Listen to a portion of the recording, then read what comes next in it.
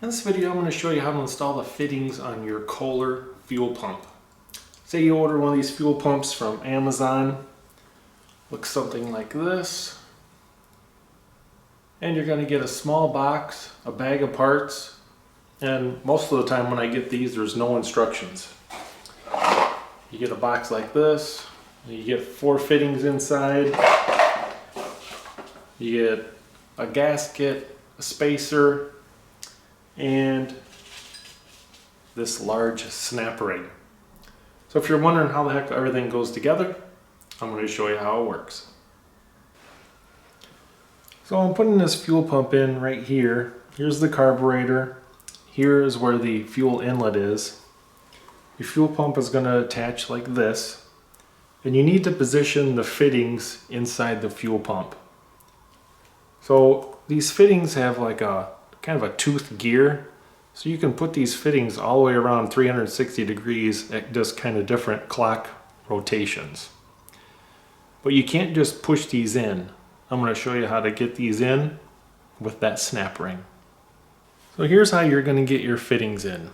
You're going to take your snap ring. If you don't have snap ring pliers, this is still fairly easy. You're going to put it over the top of that, and then you're going to pull up.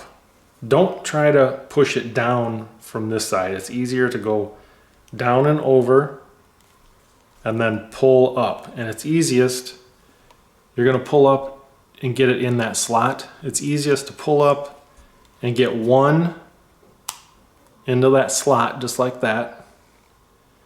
And then I'm going to rotate the other side up, and now it's in the other slot. So the snap ring is in both slots, and that squeezes in that fitting so that you can push your fuel barb in place. And now make sure you push this in place wherever you need it. Just push straight in, and then you can rotate this wherever you want it. I'm going to want it about straight up and down. And then push straight in. You're going to want this flush. Make sure it is not sticking out past this edge right here. And then I squeeze like this, and then I don't try to pull this snap ring up. I just twist it. See how it's kind of twisted already? I just kind of twist it, and it pops right off, and your fitting's in place. And that's how you get your fittings in place with this snap ring. That's the only thing that this is really used for.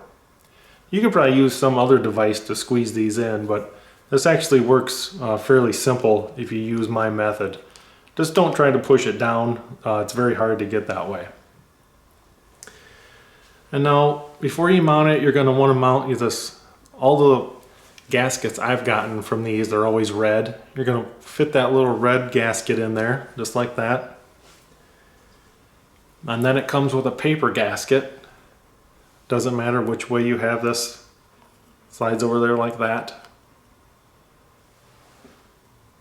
And then now you're going to mount it on the engine block. Now it does come with the spacer.